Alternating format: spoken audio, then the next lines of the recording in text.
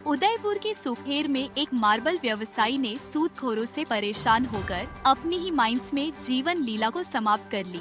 मृतक ने लिखे सुसाइड नोट में कुछ सूदखोरों का नाम लिखते हुए लिखा कि सूदखोर उससे 8 से 18% तक ब्याज वसूल रहे थे और इसी कारण उसने परेशान होकर आत्महत्या की है।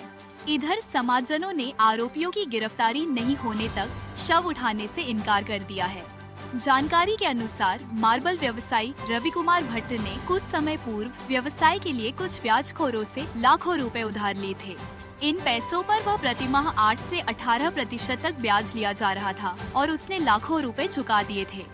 इसके बाद भी ब्याज माफिया उसे परेशान कर रहे थे, जिससे परेशान होकर इस युवक ने अपनी फैक्ट्री में आत्महत्या कर ली। सुबह जब इसके परिजन गए तो यह लटका हुआ था। यह देखकर पुलिस को बताया, जिस पर थाने से जाप्ता आया और शव उतरवाया।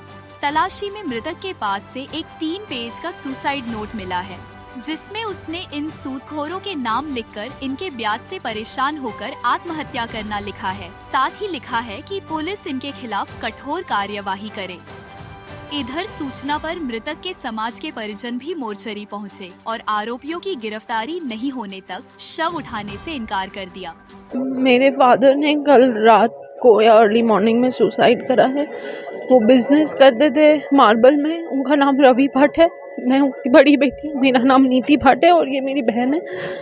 उनको बहुत टॉर्चर करा गया था पैसों के लिए। उनके बिजनेस के लिए उन्होंने कुछ पैसे बाज़ार से लिए थे और उसमें जिन लोगों के नाम हमने ऑलरेडी पहले कहे गए हैं, उन लोगों ने उनको बहुत टॉर्चर किया। वो इंसान कल शाम को भी आया है उनकी फैक्ट्री पे, सुबह भी आया। और जब पुलिस केस हुआ, जब पुलिस वहीं थी और हम बॉडी देख रहे थे और सारा प्रोसेस चल रहा था, तो वो इंसान वापस आया था और पैसे लेने, और वो वहाँ पकड़ा गया है उसी टाइम। ये ऐसे 5 लोग हैं जो मिलके उन्होंने मेरे फादर को बहुत टॉर्चर किया और इस वजह से उनके पास कोई ऑप्शन नहीं रहा but to end his life. Sir हमको ज़्यादा आइडिया नहीं है क्योंकि मार्केट में क्या पेपर्स हैं, कितने हैं, वो सब हमको पता लगाने पड़ेंगे। पर हाँ, मुझे पता है 6 से लेके 18% तक का ब्याज वो दे रहे थे। ब्याज मूल रकम से ज़्यादा उन्होंने ब्याज चुकाया था। अभी भी पिछले 10-12 दिनों में उन्होंने उसको लमसम 80 से 1 करोड़ रुपए ब्याज दे दिया है। उसके बावजूद भी वो उनको टॉर्चर करता रहा और कल भी बहुत बहस हुई है।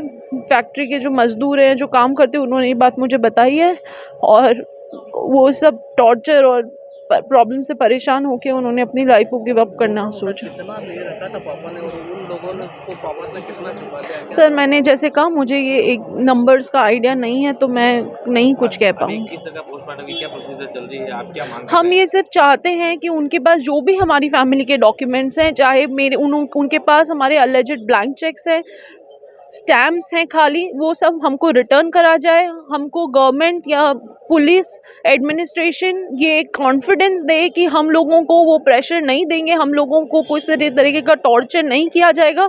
मेरी फैमिली में सिर्फ मेरी बहन, मैं और मेरी माँ रह गए हैं। हम लोगों का इसके बिज़नेस में कोई डायरेक्ट इन्वॉल्वमेंट नहीं था, तो हम लोग नहीं चाहते कि हम पे किसी भी तरीके का उसको वापस रीइंबर्स करने के ऊपर प्रेशर दिया जाए और हम लोगों को किसी चीज़ में फंसाया जाए। सामने वाली पार्टीज पॉलिटिकली मनी वाइज बहुत स्ट्रांग है और हम नहीं चाहते कि वो ये अनड्यू प्रेशर हम पे डालें। They have taken 1 life and that is it.